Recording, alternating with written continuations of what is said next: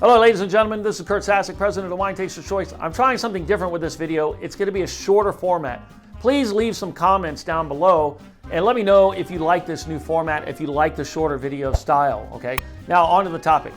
How many times have you purchased a wine hoping it was going to be great, you get it home, you taste it, and you're underwhelmed, you weren't happy with it, or it wasn't what you wanted?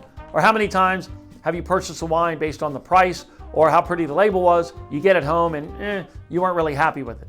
Well, the purpose of this video is to arm you with one quick tip to help you shop for wine in a more strategic, or shall we say targeted manner, so you can be more certain that what you're purchasing is what you want.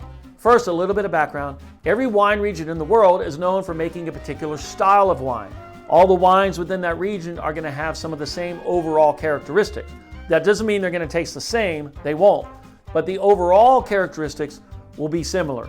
This is how wine professionals can taste wine blindfolded and tell you not only what country it's from, but what region it's from.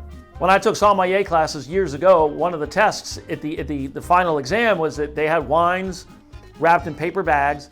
They'd pour us a drink and we'd have to taste it and tell them the vintage, the grapes, the country, and the region. I actually surprised myself and got 5 out of 8 correct. And it just takes practice. It's a pretty cool party trick, I'll tell you. Now on to the tip to help you shop for a wine in a more targeted fashion. Think climate.